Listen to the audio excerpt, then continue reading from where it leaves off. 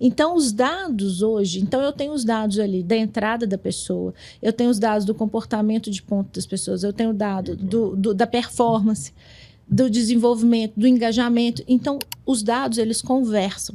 E aí eu consigo entregar informações inteligentes para que o líder consiga tomar decisão.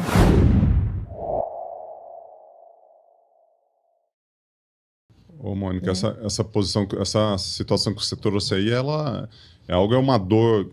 Sou empresário, tenho um negócio e sofro com isso. Rotatividade, principalmente no público mais jovem.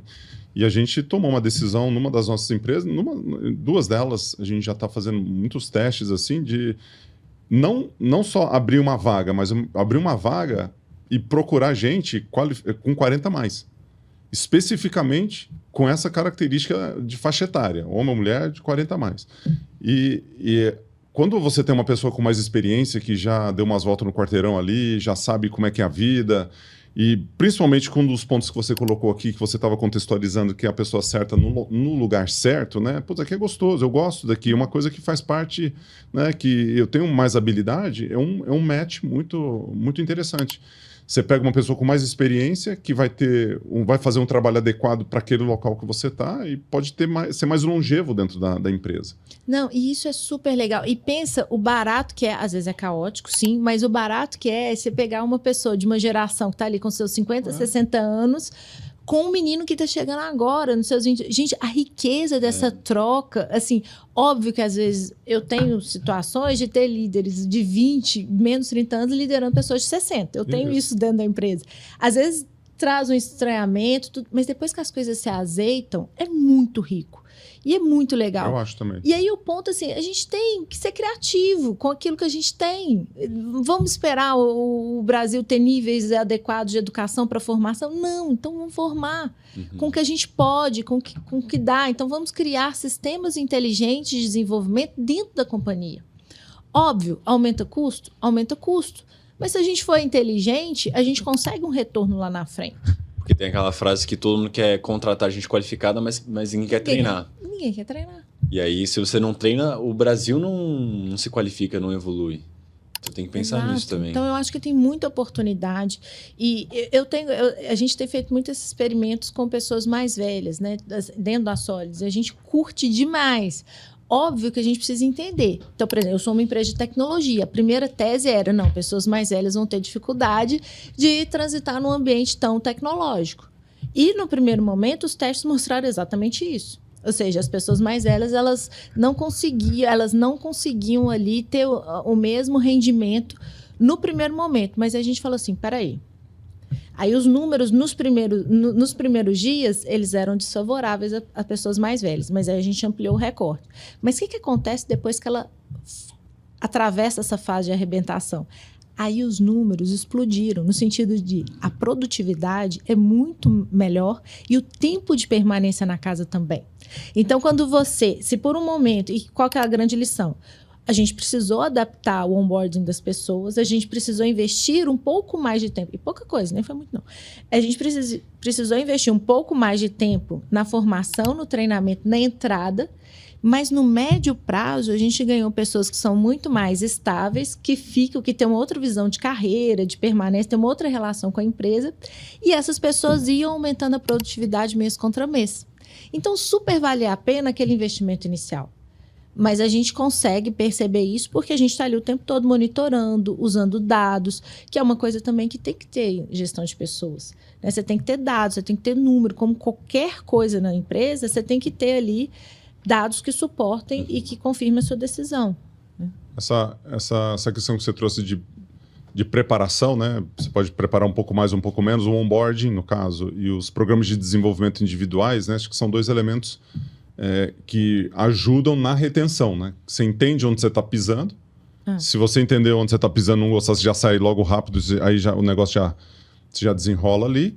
E os programas de desenvolvimento, né? Qual que é a sua visão em relação a isso, né? De como você acolhe a pessoa na chegada e como você mantém ela em termos de desenvolvimento individual, né? E a relação disso com a retenção, que é um dos temas que eu imagino um dos mais difíceis ali para a turma. O que a gente faz? A primeira coisa também que a gente tem que entender é o mito do candidato perfeito. Não existe candidato perfeito. Então, pois é, vou ter que te quebrar essa. Tá indo também. Não dá para contratar assim, puf, acabou. Mas existem probabilidades. Ó, turma, vai ter que ralar, viu? Não vai ter jeito, ó. Então, o que acontece? Sabe por quê? Porque às vezes a pessoa estudou na melhor universidade, ela tem uma baita experiência, mas ela não entende nada do seu negócio. Então, você tem que desenvolver. Nem que seja para dar contexto do seu negócio para aquela pessoa. Né? Mas quando você faz um processo seletivo adequado, você vê ali, igual a gente tem lá um match, a gente faz a probabilidade, ou quantos por cento essa pessoa está adequada ao cargo. Óbvio que eu quero que ela seja 100%. Isso está no Profiler. Vem no sistema, ele mostra. Hoje o sistema mostra a probabilidade de adequação das pessoas no cargo.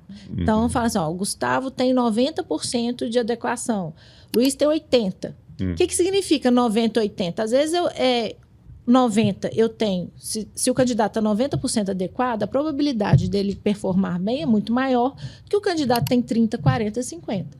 Mas eu tenho também uma outra informação ali, que ele está ali 80, 90% adequado. O que acontece nesses 10, 20% de não adequação? Isso é ponto de desenvolvimento. Então, na largada, antes da pessoa começar a trabalhar, eu já sei o que eu preciso desenvolver.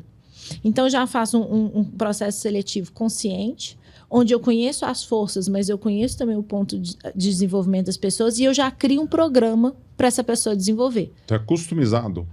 Não, um onboarding customizado? Não, hoje a própria tecnologia ela já mostra o que a pessoa precisa desenvolver. Então, a tecnologia entrega isso. O RH não tem trabalho, eu só preciso executar. Então, eu sei ali quais são as dificuldades da pessoa, quais são as probabilidades da pessoa não performar e eu consigo desenvolver nesse sentido. Então, o treinamento ele fica mais sniper, né? Então, eu consigo ser mais direto. Então, eu não preciso... Óbvio que tem alguns momentos de treinamento que eles são coletivos, né? Que a companhia toda precisa participar. Mas existem aqueles programas que são de desenvolvimento do indivíduo. Então, aí eu consigo desenvolver as pessoas. E quando eu faço... E isso pode ser simples, assim, não precisa ser nada elaborado. Eu estou falando no contexto de pequenas e médias empresas. Eu estou dizendo que um líder vai ter acesso a essa informação e, às vezes, o líder vai desenvolver o liderado. Sim. Né? Eu estou falando de uma nova relação de liderança, onde as pessoas sabem o que precisam desenvolver umas nas outras e é um processo de crescimento contínuo. Né? Mas essa coisa do... desenvolver pessoas, ela tem que ser o objetivo de todo e qualquer gestor. Independente da cadeira, independente do cargo. Desenvolver gente dá muito resultado. O mesmo sistema de contratação que você trouxe aqui em relação a 80%, 90% de fit com o cargo ou com a posição, ele funciona para o desenvolvimento individual dessa pessoa ao longo da vida. É a mesma coisa? É o mesmo item?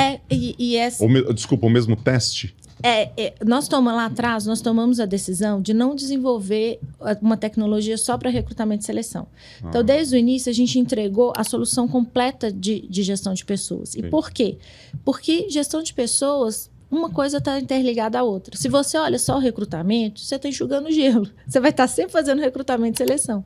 Então, os dados hoje... Então, eu tenho os dados ali da entrada da pessoa, eu tenho os dados do comportamento de ponto das pessoas, eu tenho o dado da performance, do desenvolvimento, do engajamento. Então, os dados, eles conversam.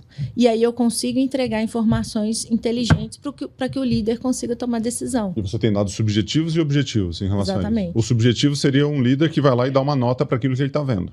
Eu tenho ali, mas eu tenho dados também objetivos de resultado, de meta.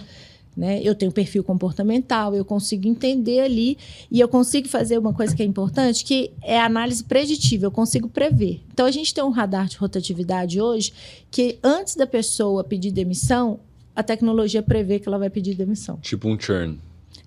Ela consegue preventivamente avisar o líder quem são as pessoas. Começa a piscar no aplicativo ali e fala assim, nossa, e agora?